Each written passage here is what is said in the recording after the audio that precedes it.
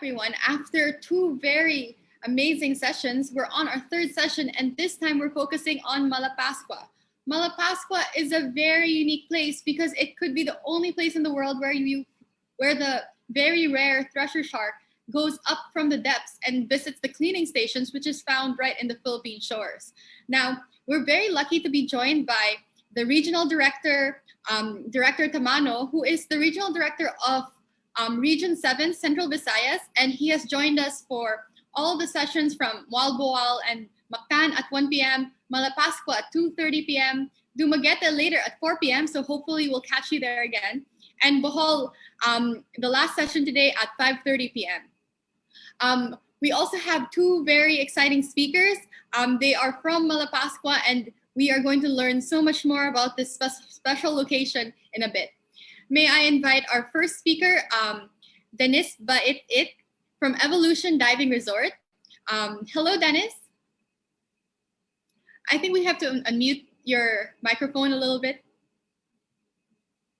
Let's see. There we go. Hello. Hi. I will pass the floor on to you now. Okay. Is the presentation ready? Hello, my name is Dennis. I work for Evolution. I'm a scuba diving instructor. I'm also the president of the Malapascua Dive Guides in Boat Crew Association. So what am I going to discuss right now is Malapascua, how to get here, what are the protocols, what are the conservation efforts that we've done so far since the lockdown, and what's the current situation. So first things first, Malapascua Island is located in the northernmost tip of Cebu. We are under the auspices of the municipality of Danbantayan. So when you get to the airport in Cebu, we'll travel around 3 hours going to Maya Port, and then another 30 minutes going to the island. So next slide, please.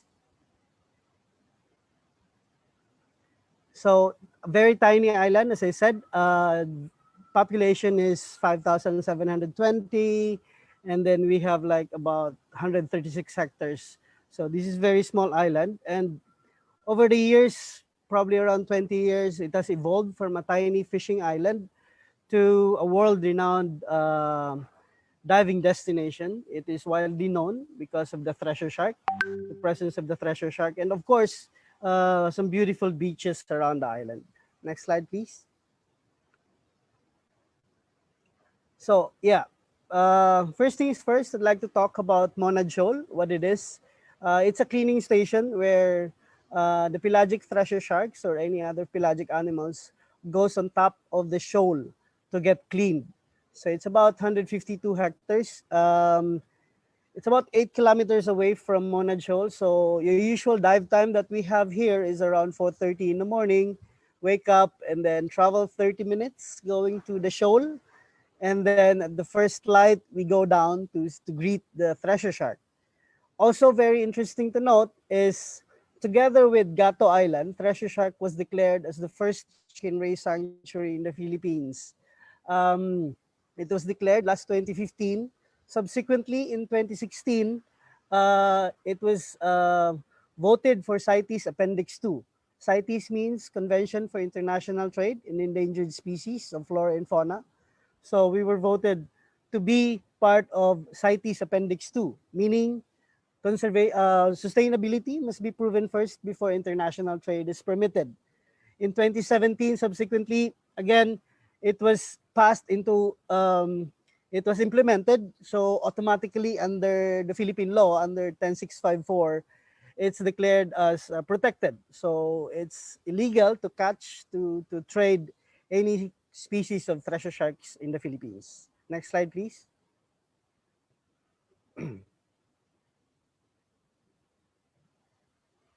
Next slide, please. 1 second, I think there's a little bit of technical difficulties, but they are reloading right now. No problem. So while waiting, I'll just interview. I heard or saw from some of my friends over there that there have been tiger sharks visiting your cleaning station. Definitely. On a few occasions, there are tiger sharks that have been showing up. Not just tigers, there are some whale sharks occasionally showing up in Monad. some manta, some eagle rays, devil rays. So there's a lot of pelagic species that has Yeah, been showing up in Monad Shoal. I've actually ran into several eagle rays during my safety stop. Yes, Well, anyway, definitely, definitely. yay. Okay, so the slide is up. You may continue then. Okay, so since the lockdown, since this COVID-19 happened, since March, the island resorts have been shut. So there's no business, there's nothing, there's no diving. So protocols, curfews were implemented, large gatherings are discouraged, and all those protocols. Fortunately, we only have 2 cases recorded. Both are asymptomatic and they have histories of travel uh, from beyond the island. Mainly during the lockdown, the locals have reverted mainly to fishing. So food businesses, and some locals or some dive masters have went to Cebu for constructions and all that stuff. So it was pretty hard. So right now we're trying to recover. We're trying to welcome everyone, to invite everyone to come over to Malapascua and enjoy the beauty of Malapascua. So next slide, please. So yeah, as I said, the resorts have closed. It's pretty much empty. It's a ghost town. A lot of the people who came here last December, they were shocked because there's barely no people on the island. Like the one and the photo of our port in Malapascua, which is pretty much empty. Next slide.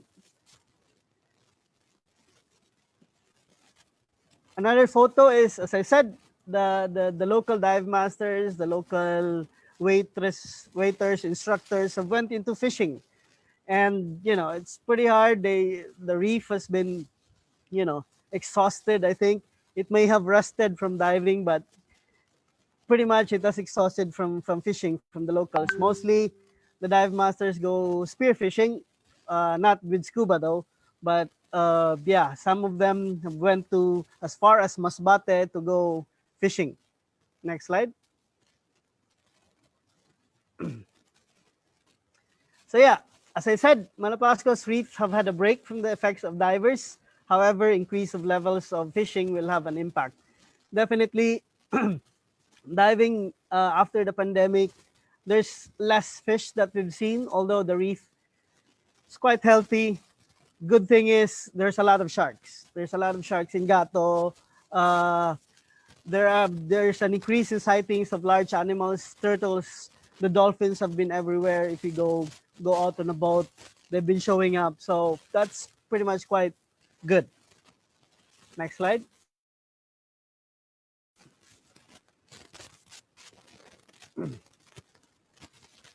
So over the course of the pandemic, I'm gonna talk about how the dive resorts operators have gathered up or have pulled up to still protect Monad Shoal because that's our golden egg. So 10 dive operators on the island have volunteered to use their boats, their boat crew, to still patrol Monad Shoal and Gato Island. We've used the money that we've collected from the divers, from the donation, voluntary donation of the divers over the years, at least to give income to the Bante Dagat and some of the boat crew. Still go out and patrol. They're shifting 8 hours a day. I'm managing their patrols. Right now, we're using the small boat, but if you can see in the next slide, please. That was an old photo from before, but we have those as acquired by the Business Association or the Malapascua Business Association. We've made quite some arrests. We've sent them to the municipality of Danbantayan for processing and all that stuff. For us, it's the presence of the Bantay Dagat or the fish wardens in the shoal in Gato Island is to deter people from fishing. Because again, as I said, we don't want to lose the goose that lays the golden egg. Next slide, please.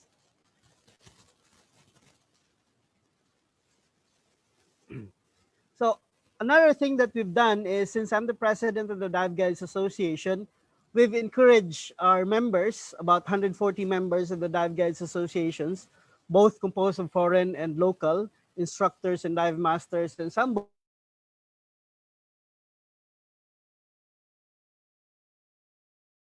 to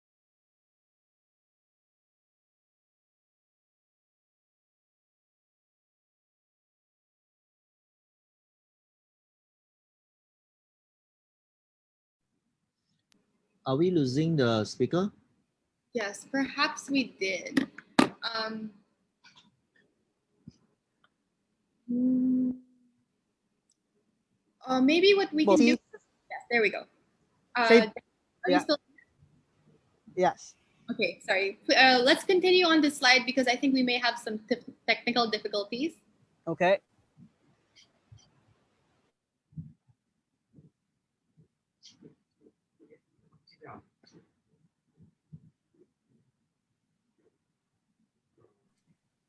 I think we lost him. We lost him again? Yes, you lost him. Okay, perhaps what we can do is we can take over in this slide once again, but maybe while he logs in, we can watch his video first. Sure, no problem. Sorry for the technical difficulties, everyone, but we're gonna try to get our speaker back online, but we will proceed to do the video right now as we try to get back the connection.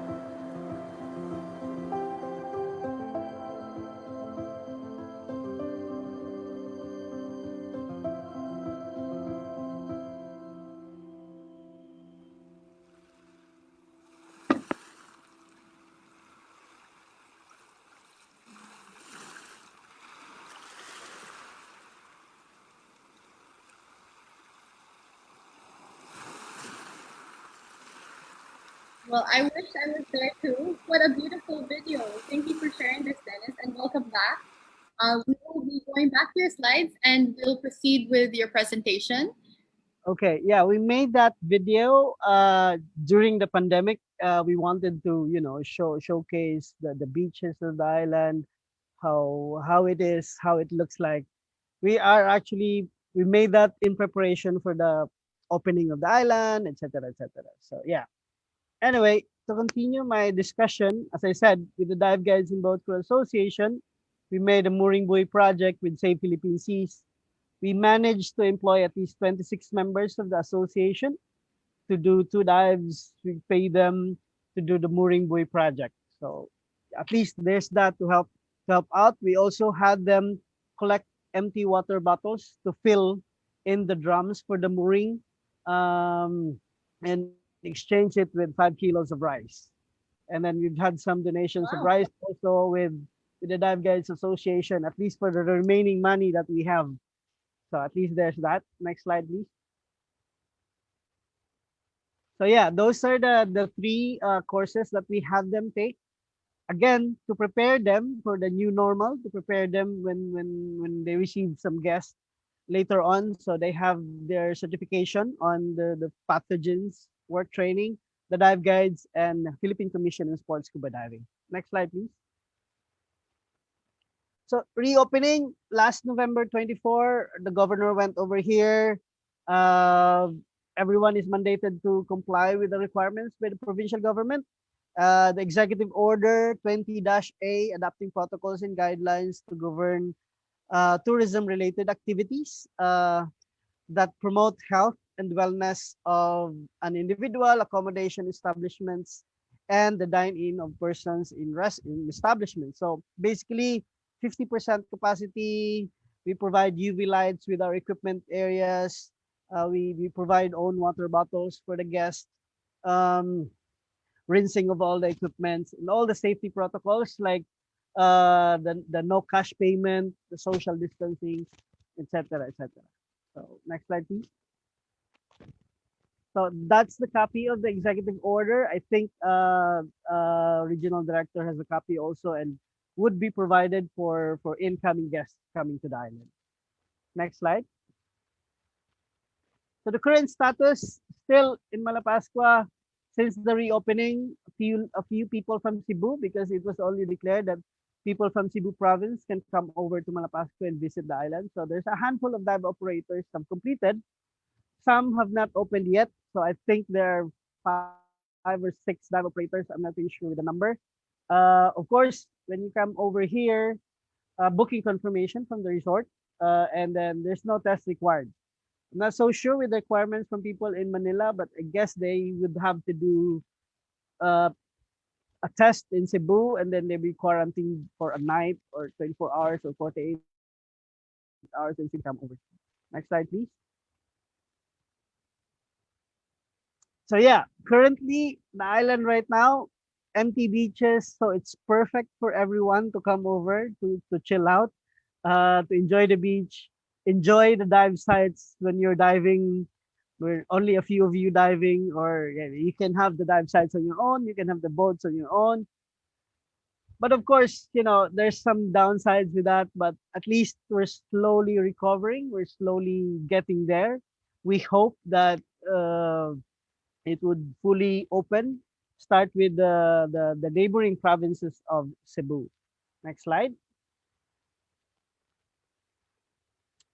So the good news is we've seen more sharks than ever. So we can see 5 sharks, 3 cleaning at one time. But again, not only threshers. You mentioned a while ago there are some showings of tiger sharks at Monad Shoal, which is pretty good. Pretty good sign for the reef. Again, there's less disturbance of people going diving in Monad, which for me, I think that's the factor that there are more showings of treasure sharks. Of course, the Gato Island is always the jewel of the region's diving. So very nice topography. The tunnel is pretty good. Soft coral with boulders, some nudibranch, seahorses, frogfish, everything still intact. It's still very beautiful. It's still very good to go diving with. And of course, around the island in Malapascua, there's still a lot of critters. The dive masters, the dive guides are still pretty much into their game and looking for their critters underwater. So we would very much welcome for everyone to come over to Malapascua. So my next slide would be photos of the shark and the seahorse and the frogfish. Those are the only few things that you can see. And supposedly that's the video, but you've seen the video already. So that's the end of my presentation. I'd just like to invite everyone to come over, choose any resorts that are open, that have complied with the requirements. Of course, let's follow safety protocols, safety health protocols that still need to be followed, but it's getting there. The reef is beautiful, the island is very beautiful, so we welcome everyone to come over. So thank you very much for giving me the opportunity to talk about Malapascua, the Thresher shark, and what's the current situation right now. Thank you. Thank you very much for sharing. A lot of us divers are itching to go visit, and we've always been curious on the situation over there. What's really interesting is that we're hearing the conservation work you did during the past couple of months. You know, at least it was also very fruitful for the location as well. I would just like to remind anyone, if you have questions, to either type it up and we'll answer that towards the end of the presentations, or you can type it up later when you're ready to ask the question. So again, we'd also like to acknowledge that our regional director is still here, and if you guys have any questions for him, you could also let us know later on. So Alrighty. all right. I don't know if I mentioned, but he is also an avid scuba diver, so feel free to ask him any questions as well. Okay, so on to our next speaker. We have a representative from Divelink, or Thresher Shack Inc. May we welcome Gary Casas. Hello, Gary. Hi. It's Casas. It's not Casas, Vanessa. Casas. Okay, thank you. Okay. Yeah, I'm Gary Casas, and I will talk about research tourism. This is some kind of what we have envisioned about these researchers coming from marine biologists and other biologists coming from all over the world to come here and do the research. And we have envisioned this kind of tourism. Next slide, please. Okay, a few years back, how many years back, we started this treasure shark research and conservation project in partnership with Divelink. And we had this research together with Dr. Simon Oliver of Chester University when he was doing his PhD. Next slide, please.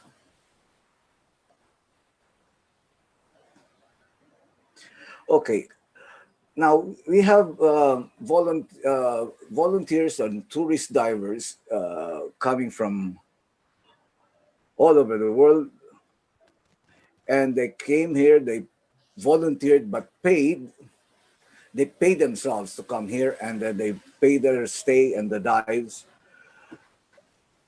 to collect this, help us collect this data about the sharks and its habitat in Monad until when we were locked down. Next slide, please. Since then, these volunteers stayed longer, and they are more immersed in the local practices now, and they stay for 2 weeks to about 6 months. Some even stay for a year, or come back for the next their next sessions. And these tourists, they do their own research and they stay here in Malapascua for doing their postgraduate or PhD programs.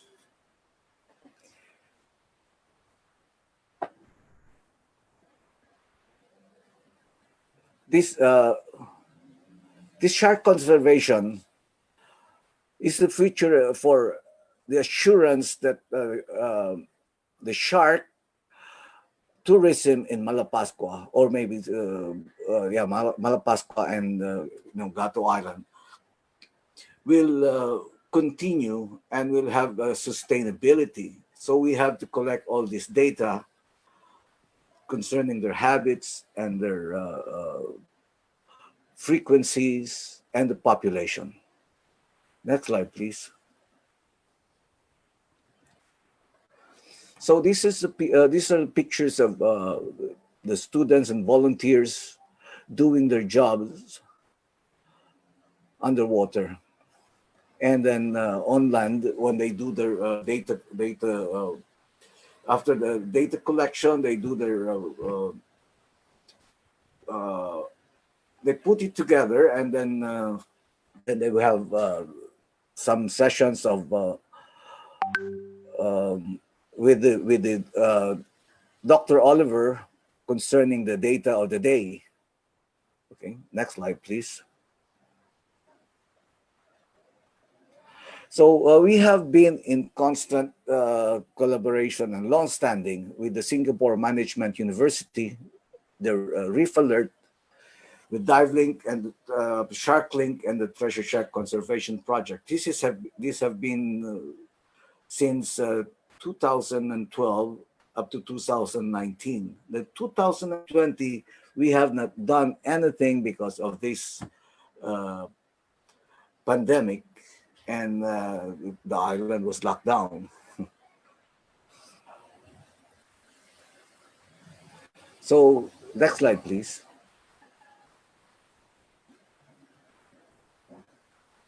So a continuation of since 2012, these are the pictures of the volunteers that have been coming here, and some of them came back 2 or 3 times to help out with the data collection. So, and paying on their own. Next slide, please. And some more from 2016 and 2019. So, and we didn't have a 2013 because of the Yolanda, but we have continued to 2015 and 16 up to the 2019. We were supposed to do this in 2020, but I hope we can continue this early this year, so that our data collection will not be cut or hampered. No, we will not miss a year for the our population studies. Next slide, please. And these tourists or volunteers, they're not only here to collect data for this treasure from Monad Shoal, but we are also doing our social awareness, teaching kids and adults as also regarding our activities here, and teaching them the environmental protection, and we do programs on environmental protections, and teach all these kids. If you can see this picture on the middle bottom, these are the high school kids from our local high school here, and doing some interaction with them on the our research. Next slide, please. Yeah, some more pictures of what we're doing. Next slide.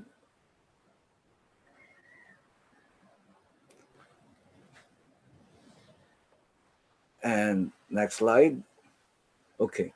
Now, next slide, please. Now, here's a short thing for our from our research. We have actually, well, as Dennis has said, that the protection are in place, and we have this Bantay Dagat safeguarding our shoals and islands and the marine protected areas. And we have actually tried to correlate this with our population studies. And next slide, please. This data that we have collected have been shared with the local government for them to be able to craft policies on how we are to protect this treasure, the treasure sharks,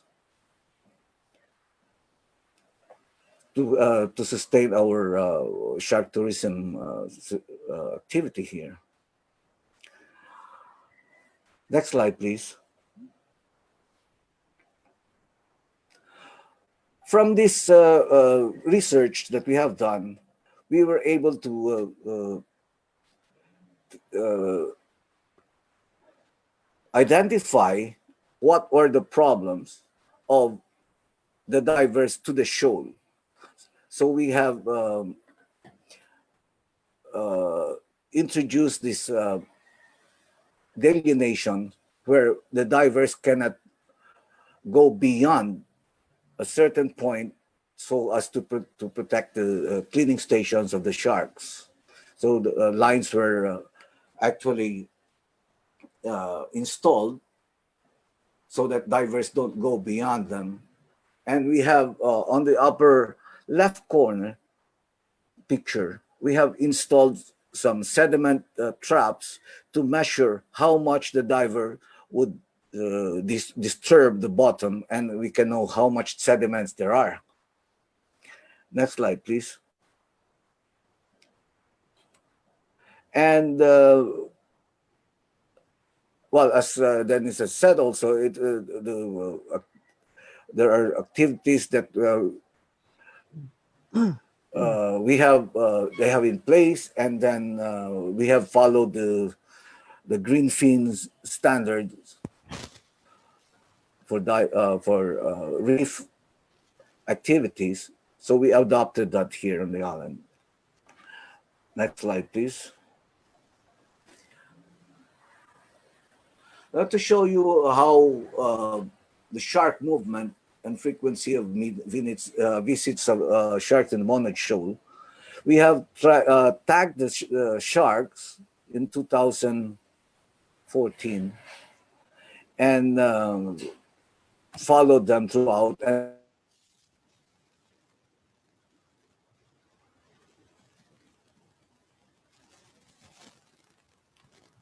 My. Froze.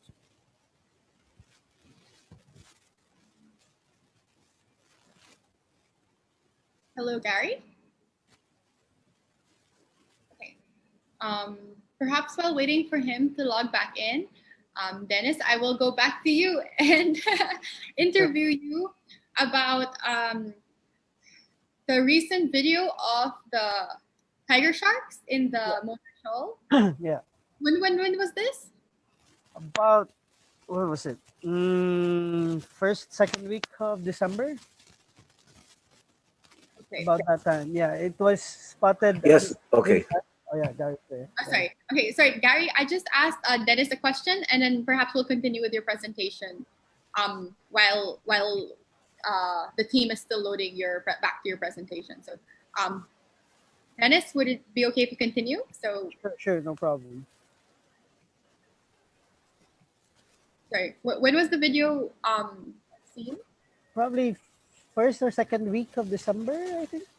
Okay, and have you been seeing the tiger shark come back? Hopefully.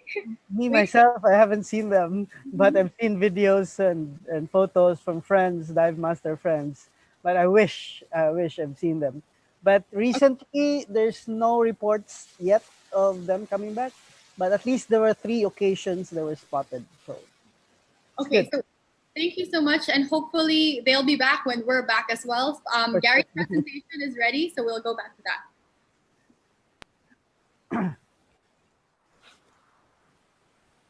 Thank you, Gary. Okay.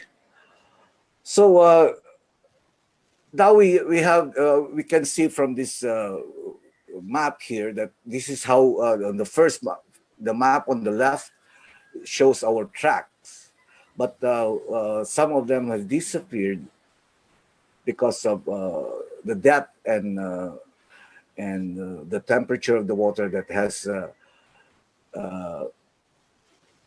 some problems with the transmitters. Okay. So it is important to know the movement of the sharks. Their biological reasons for the visit to the shoal is the direct impact of shark sightings in the shoal. The shark tagging shows us that how this the direct impact to science and conservation of the sharks. On the other hand, it directly affects actually directly affects but the Malapascua shark tourism and the diving activities. Next slide, please. And we have also been studying the shark population, and we do this annual monitoring, as I've said, from 2015 to 2019, and we have to continue it for 2020, but we don't have the volunteers at the moment.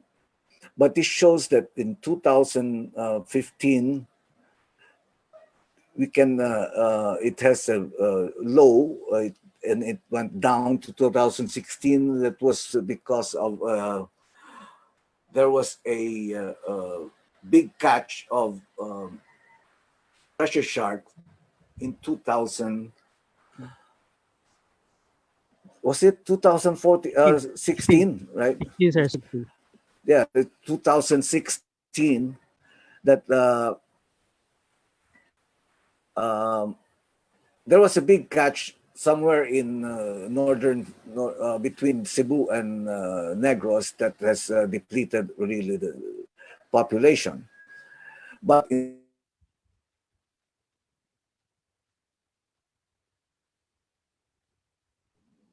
Gary?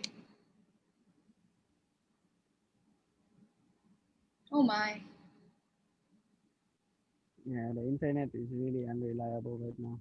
It's okay. Same, I mean, same as all over different provinces of the Philippines, right? I'm currently in Calatagan, Bataan. determined. Oh, there we go. Okay. Sorry, Gary. What happened? Let's you froze for there we go. Let's proceed with this slide. Okay.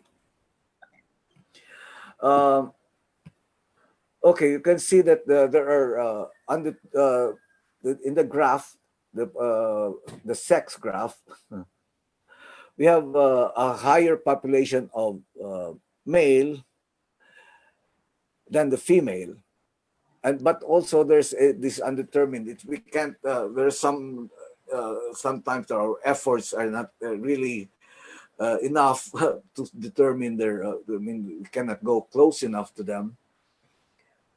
But the lower graph, you can see this. There are a lot of large individuals in 2018. So 2018 is a big thing for them. That was we are still looking for the reasons for this, but we soon find out. Next slide, please.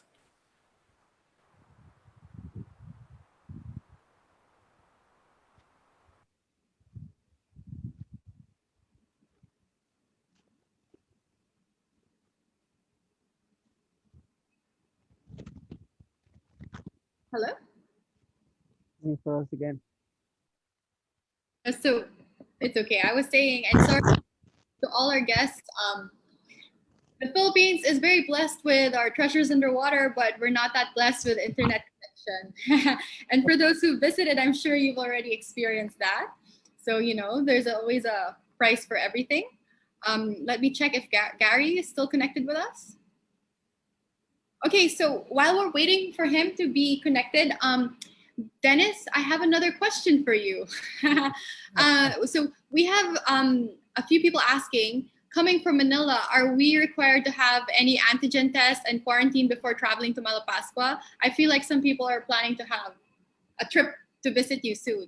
Well, I think if they go to Cebu from Manila, they get a test in the airport and then they get quarantined for 48 hours. I'm not sure if the protocol are still the same right now, but if you're in the province of Cebu, if you just within the province of Cebu, I think it's open to come over to Malapascua. Okay. I'm not so sure. I think RD can answer that question. Okay, actually, perhaps we can ask director. Would it be okay if we confirm with you? I feel like we have a lot of questions here. What are the protocols of flying into Manila to Malapascua? Is there a quarantine session in Cebu? Okay, so the big island of Cebu, can be divided into three big LGUs: the province of Cebu, the city of Lapu-Lapu, and Cebu City. Cebu City and Lapu-Lapu City are open to domestic visitors. Okay. Domestic meaning from Manila, from Davao, from east and west. The province of Cebu is open to local tourists, meaning tourists from the island. Now, Malapascua, Moalboal, the minor sites like Alegria, like Santander, are all part of the province. Hence, they are not still open for domestic. But the governor announced last month that she is opening for domestic soon. And she is preparing the protocols and the executive order. In fact, we met last month at her office, and the mayor of Lapu-Lapu City and the governor and DOT7, and we decided to create a TWG to harmonize the EOs of Lapu-Lapu City and the province of Cebu. Now, if this comes into fruition, then the whole of Mactan will be opened. Why? Mactan is composed again of two local government units. 70% or 80% is Lapu-Lapu City, 20% is Cordova, which is under the province of Cebu. So the sanctuaries in Nalusuan, I think, Nalusuan, I think there are 5 dive sites, they're all sanctuaries. And actually, you can come from Cordova and you can actually dive in Olango, Lusuan, Ilutungan, and all. But still, these two, the province, which includes Cordova, Mactan, Malapascua, Moalboal, Alegria, Santander, and all the dive sites, even Oslo, and Lapu-Lapu, this is the good news. We already have a Viber group, me included, and we're trying to harmonize the EO so that our visitors from outside Cebu, from Manila, for instance, can dive in Mactan, that's Lapu-Lapu and Cordova, and can proceed to the other big sites like Malapascua and Slob and what's this? Moalboal and the other towns. Thank you. Sandali. Pareho pa rin sa ngayon. What's this? Lapu-Lapu, they require PCR, the usual 72 hours. And then, of course, itinerary, and then make sure that you're only there in the municipality, the city of Lapu-Lapu. Thank you. Thank you so much. That was very helpful. And to our guests, stay tuned. It is not yet announced that domestic or international guests can come into Malapascua, but rest assured that it will be coming soon, and you just have to stay tuned for the requirements. As well as you just heard from 2 dive operators and those working on the ground in Malapascua, and you can tell that they are also gearing up for the opening. So hopefully that will be soon, and everyone will get to see the treasure sharks and the tiger sharks as well. So just to remind everyone, we have about 10 to 15 minutes left. If you have more questions, you can type that up. Other than that, I will continue with some of the questions I have here now. The first one is, what is the best season to visit Malapascua? Well, Malapascua, we can dive almost um, the whole year, except for bad weathers like December in the Philippines usually, because we are in an island. But basically, on summers like March, April, May, June, that's pretty good to come over. If you don't want a lot of crowd, like especially if there's a lot of crowd, then you can come here on the later part of the year. Just because if you're willing to risk with big waves and stuff like that, if you're going diving. But relatively, we dive almost every day, every year, basically. Okay, that's perfect. Thank you for that information. And I think we just got Gary back, so we can proceed with your last few slides, Gary. Hello, can you hear us? Okay, I think let's give him more time to deal with the internet signal that we all experience here around the Philippines. Danny, can I just 1 second? Yeah. Yes. Can I just add, no, so that you can have more information about Central Visayas. So Lapu-Lapu is open to foreign. That includes Mactan, no? And then Panglao and Bohol, they're open to domestic visitors as well. Of course, there's Balikasag, Jacks, and then many more, no? In the island of Panglao, and of course, Darwin. We are working on the draft, of course, like I mentioned in my presentation. And Siquijor also, we will cross to Darwin and Siquijor again next week to assist the good mayor of Darwin and the governor, and of course the governor of Siquijor in drafting protocols for our divers. Amazing. Thank you. Amazing. Thank you so much. And I think everyone, just a little reminder, we will learn more about Darwin, Dumaguete, and Bohol later. So at 4 p.m., we have Dumaguete, and at 5:30 p.m., we have Bohol. So if you have more questions about this region and you want to learn more, then that's perfect. Okay, so let me check on Gary again. Hi, Gary. How are you? Hi. Okay, yes. We can't wait to hear your last few slides so we can proceed.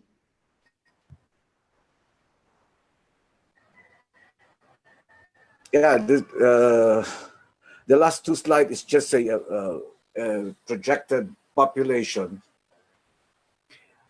It's a projected population of the Thresher sharks. If there is what it shows is if there is a course, but they're expected to live between 18 to 24 years. So if they just die of natural death, then of course the population increases. And what we have to would like to do now is to actually continue the monitoring of the population, so we can say for sure of what's going to happen in the future, and that will also help us in crafting conservation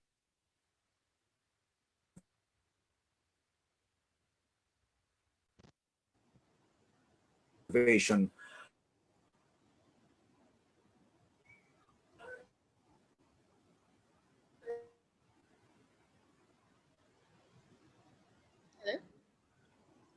Well, it's very nice to see that because Malapascua is such a special place, and I think we all know policies. Oh, there we go. Okay, Gary's back. For not only Monad Shoal, but for Okay. He's gone. Okay. So sorry everyone for the technical difficulties, but of course the Philippines, we have so many islands and it's just so hard to, stay connected strong enough for Zoom links and everything. And, so thank you again. And I think what is very, touching about the session this time is a lot of the tourism revolves around conservation and taking care of the sharks. And you can see that the locals and everyone, the dive industry, the local government, they really care about building the community and building the community underwater as well, not just the ones on land. So I think one question that I actually wanted to ask Gary, if he comes back, but maybe Dennis, you can help us, for when domestic or international guests are allowed to come back in, are there any, other than, of course, the main goal is going to Monad and visiting the sharks, are there any CSR, ecotourism things that they can do, like be part of a shark survey, or where can they sign up if they do want to help in conservation, perhaps a cleanup in your island? Dive shops here are applying the policy of every dive is a cleanup dive. Like for us here in Evolution, we have a shark guardian dive every dive that we do. We submit it to PADI dive against debris and all that. For us here, we're pretty much involved with conservation with the sharks, and also of course with the help of the LGU as well. So yeah, we can offer like some corporate social responsibilities for some guests that comes here. For us here, we advocate like we don't use plastics. We really advocate for no straws, no plastic. We give them water bottles, and sunscreens that we use is must be reef safe, etc., etc. So upon arrival here at Evolution, we give them that briefing, and then if they're interested, we give them a bag to collect every dive that they do. So that's what we usually do. Sorry. Okay, Gary, don't worry. We have the same technical difficulties here in Batangas as well. So we can wrap up your last few slides if you want. Yes, just to, it's okay. That's just to thank the people involved in this research, which is actually people from around the globe and the local government, and from the people from Singapore, from the Singapore Management University. They were supposed to come here last December, but it was canceled. Okay, so Gary, we have a question from the audience. Amanda really enjoys your presentation and the data you presented. Is there any way you can share it with the group? Yes. Okay. Perhaps Gary can send the presentation, and also actually I would really like to see the video again of Dennis. If you guys can share this with the DOT team or the ADEX team, maybe perhaps they can send it over to the attendees and to us as well. So yes, if that's something Already that did. you would like. Yeah. Okay. We have time for maybe one more question if anyone is open to that. Let me check. Okay. So again, let me just recap everything. Malapascua is open to local tourism, which means local if you're from the province of Cebu. They are not yet open for domestic, means people from Manila or from different areas of the Philippines is not allowed, but it's something that people are working on and will be hopefully get an update soon, and we can plan our trip to visit both Gary and Dennis and see those sharks again. And if you guys want to book or plan a trip, you can also reach out to our speakers directly, and perhaps in the future be part of the conservation projects as well. So since we have no more questions, I'd just like to remind everyone that we have another talk at 4 p.m. about Dumaguete. Dumaguete is also very special because it's also known for not only its macro sites, but Gato Island and the surrounding areas, the dive destinations there is really, really good as well. And we also have our last talk, which is Bohol at 5:30 p.m. So we hope to catch you all there later today. So thank you, everyone. Thank you, Director, for attending this talk again and sharing everything. And thank you to our speakers. So thank you, everyone. Thank you. Bye. Bye.